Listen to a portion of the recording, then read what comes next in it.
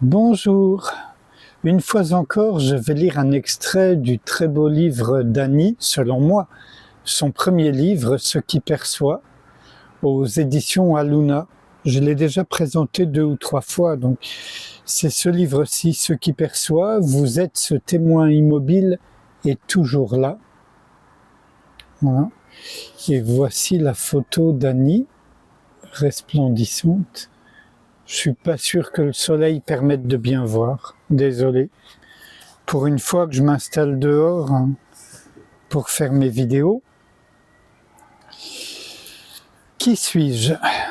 La question qui suis-je n'a pas de réponse. Du moins pas de réponse comme celle auquel nous sommes habitués dans cette vie-là. Cette question provoque un arrêt et c'est cet arrêt qui est la réponse. Il s'agit d'une réponse vivante. Rester avec la question et sa réponse informulable. Silence. Cette question permet un retournement, le retournement. Cette interrogation, qui suis-je, va naturellement diriger l'attention du bon côté, ici, en direction du cœur. Quelque chose se suspend, un arrêt se produit, l'attention se tourne vers ce qui me fait dire que je suis, vers ce qui me fait savoir être, me savoir exister. Silence. Il y a quelque chose en moi qui me fait dire que je suis, je ne sais pas quoi, mais je suis, je me sens exister, je me sens être. Où se trouve ce qui me ramène à ça? Cette sensation d'exister n'est jamais vraiment regardée. Je m'agite très vite, je passe très vite là-dessus, et pourtant, le point de départ de tout, c'est bien ce sentiment d'être. C'est bien parce que je suis que tout ceci est. Avez-vous remarqué que vous êtes toujours présent quand le monde est là? Grand silence. Eh oui, cela fait partie des évidences. Justement, ces rencontres proposent une revisite de toutes ces évidences.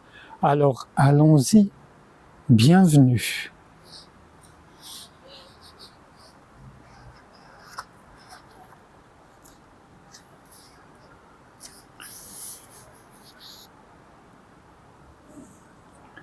Tout mène à soi. Pour la petite histoire, en tout premier lieu, ce n'est pas une quête spirituelle qui m'a amené au cœur de moi-même, mais une migraine incroyable qui était là depuis l'enfance. Parenthèse, exactement la même histoire pour Goenka. Jour après jour, la douleur martelait. Le soir, épuisée dans mon lit, elle était laissée libre de tout envahir. Un abandon avait lieu. Il est très difficile de mettre en mots ce qui se produisait alors. Silence. En fait, 2 mouvements avaient lieu simultanément. D'une part, un élargissement, une expansion laissant la douleur être, et d'autre part, une rencontre, un rendez-vous au cœur de la douleur, une descente dans l'abysse de moi-même. J'entrais ainsi dans la matière toujours plus profondément et m'y perdais. La douleur, qui paraissait très localisée dans le corps, se diluait dans cet espace sans limite, doux, si doux. Dans l'immense qui n'a ni intérieur ni extérieur, tout est englouti, même la douleur, même ce qui s'appelait moi. Tout ceci avait lieu. Aucune technique particulière n'était appliquée, tout se faisait, aucun autre choix que celui de vivre enfin la détente, l'arrêt de la douleur. Quelques années après, la méditation m'a conduite au même endroit. Cette envie de m'abandonner à ce qu'il se passait dans le corps, des mouvements énergétiques, me saisissait, me submergeait, m'obligeant ainsi à m'asseoir et à rejoindre l'immense. Était retrouvée alors cette vastitude où la migraine m'avait déjà conduite, Le chemin était déjà connu. Retrouver ce lieu qui n'en est pas un, cet unique où tout fusionne, change tout. Et un tout dernier petit extrait, on a le temps.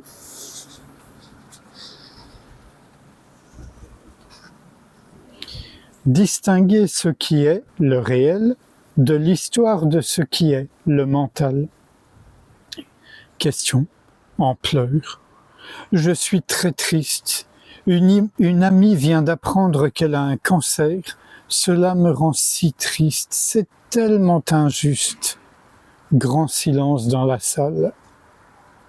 Annie, peux-tu voir ce qui est en train de se passer réellement?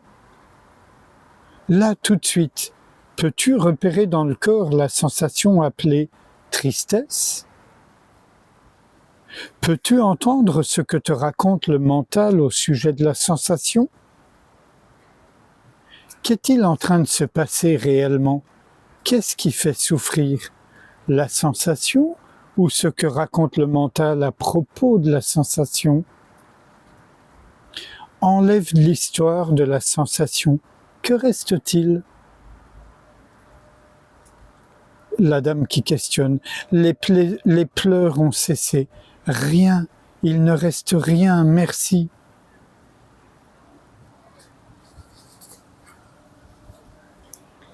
Et sans réfléchir à ce qui vient d'être lu, je vous invite à ce qu'on passe un instant ensemble dans ce même endroit qu'Annie, l'espace infiniment ouvert, l'immense, comme elle l'appelle, que moi j'appellerais plutôt l'immensité silencieuse.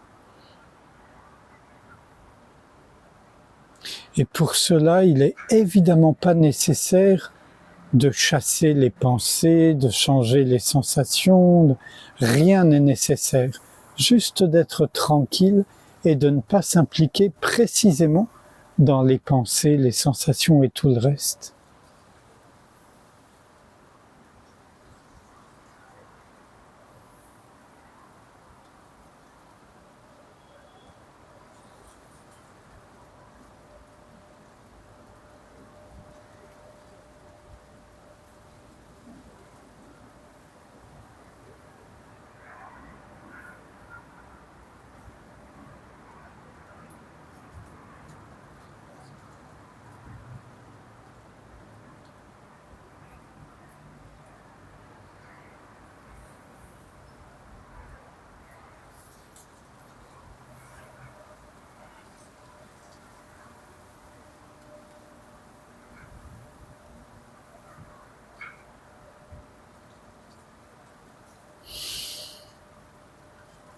Je vous remercie.